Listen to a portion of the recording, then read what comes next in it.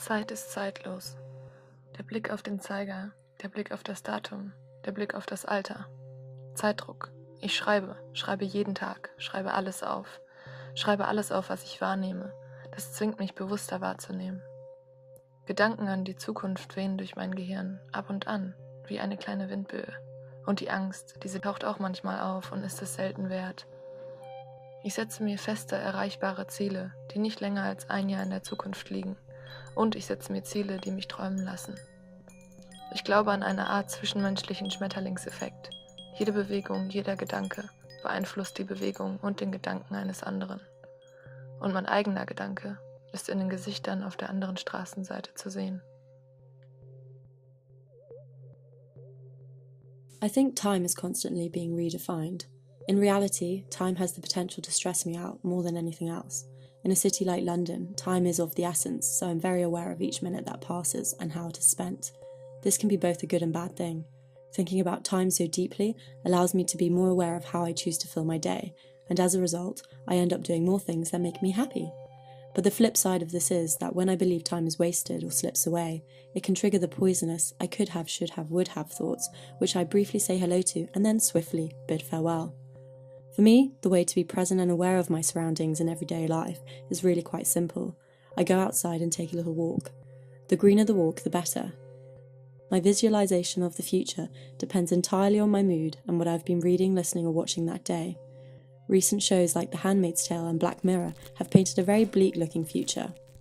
However, I have faith in our generation to sort out the monumental mess we're in today. I definitely have fears, and two of them, Trump and Brexit, actually came true. In order to stay positive and optimistic about the time ahead, I tell myself that to live life pessimistically is to not live life at all. Like a slap in the face, this little reminder makes sure I am seeing straight. Everything we do, think and believe has the potential to affect others. People who are excited about life can elevate and inspire those around them, regardless of whether they are conscious of it or not. I think that you are often drawn to those who share your outlook, however the way in which it is shared may not be so obvious. As I say, we're all apples from the same tree, we just ripen and fall at different speeds, in different places, with a slightly different taste. Some rot, some become a pie, and some sit on the windowsill looking pretty for the artist's eye.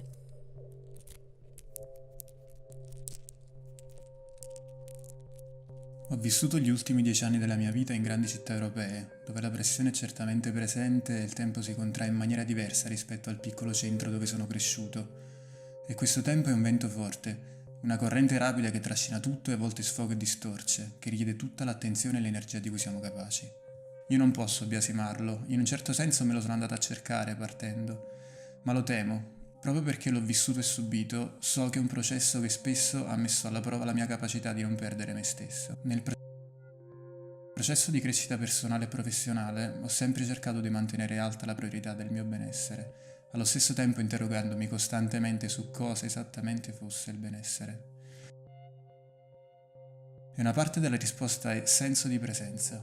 Sto parlando di una percezione vivida del presente che cerco di attivare a volte con esercizi più o meno bizzarri. Capita a volte che cerco di fermare la mia mente mentre viaggia nel passato, si preoccupa del futuro, mentre si ingarbuglia in discussioni con persone inesistenti o si arrabbia per fatti mai accaduti, e concentrare l'energia mentale solo su determinati sensi, spesso con risultati molto interessanti.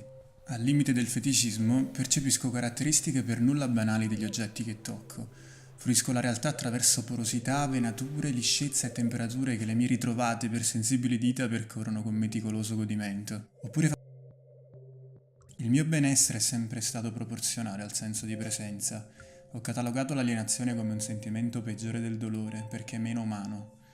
E noi in quanto umani abbiamo bisogno di connetterci su un piano reale e guardarci negli occhi, eliminare il muro dei display, il muro dei preconcetti, il muro dell'ego, e ricordarci cosa realmente ci infonde benessere in quanto profondamente autentico.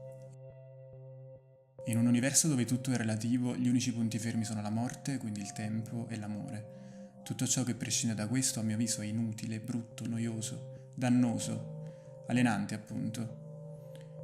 In questo senso credo sia in atto una distrazione di massa a livello globale che ci sta aprendo scenari esattamente apocalittici.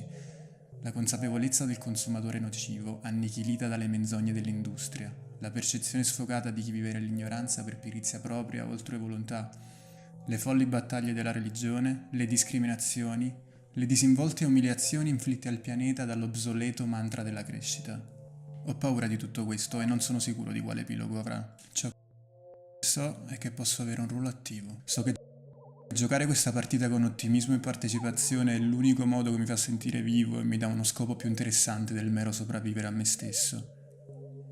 E non mi preoccupo di essere uno tra tanti, troppi per fare la differenza. Siamo nati per influenzarci a vicenda. La fisica contemporanea ci dimostra che il nostro è un universo di pura interazione a tutti i livelli di scala e l'interazione determina il destino della nostra specie per tutta la sua esistenza. Una volta accettato questo, ci riscopriamo come esseri capaci di assorbire e capire la prospettiva degli altri, processarla, far evolvere la nostra e rifletterla nuovamente.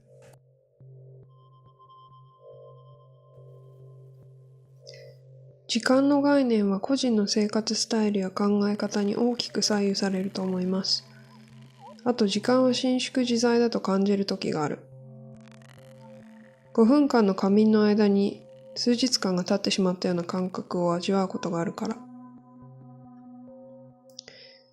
やる気を保ち今に集中するために Facebook や Instagram などは見ないようにしています。未来については楽天的です。怖いと思うことはありません。地球上のすべての存在は何らかの方法でお互いに影響し合っていると思う。どんなものも完全な孤独のうちに存在することはできない。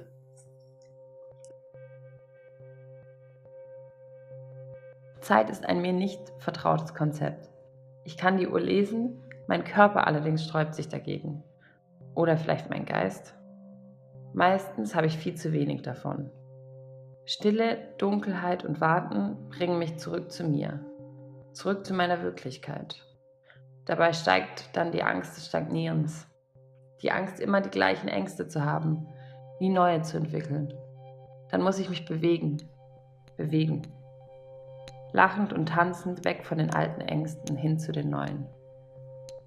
Wer will, darf mit. Wer dort bleiben will, darf dort bleiben. Manchmal tanzt man allein, manchmal tanzt jemand mit.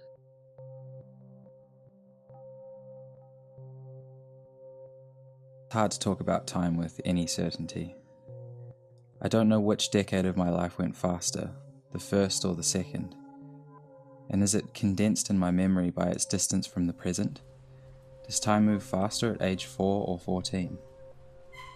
Certainly a confusing time to be alive. I'm sure that being alive was always confusing, but now that we are in an age where we can collectively process more information than ever before, and our societies advance at what feels like a rapid pace, it can be hard to stay present. The pressure and the competition are overwhelming. Too much pressure and too little time could be a mantra for our generation. I have a friend who has a recurring nightmare where he is tasked with counting every blade of grass in a field, and he says that the insurmountability of it is so stressful that he wakes up. Everyone perceives time and pressure differently, of course, but I think we generally agree that it moves too fast and it's easy to get lost. I think that's kind of nice though. Nobody has enough time.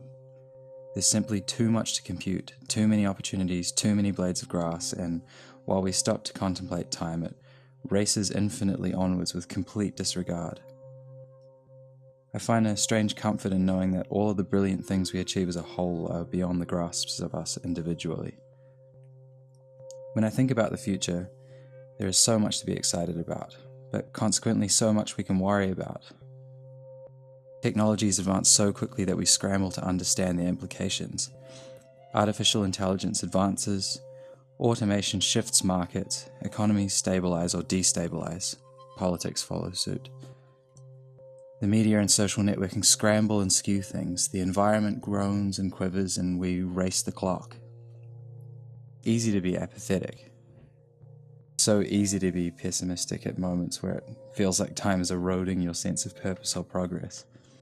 How should we stay present and optimistic? Firstly, I think it's more important now than ever to accept that dips in mental health are completely natural and to share these things with one another. Secondly, for me, personally, to always continue learning, knowing that there will never be enough time to understand everything. There's some undying optimism and hopefulness in the pursuit of knowledge. Personally, the most important thing is this: taking time to be less present allows me to be more present.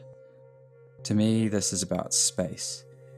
When I'm in my favorite place, when I can see and hear and smell and feel a kind of natural balance in that environment, I get this alleviating sense of timelessness and weightlessness, and I take some of this with me when I return to the present. I think staying present is about reclaiming internal control of time and space. I think it can permeate within a community.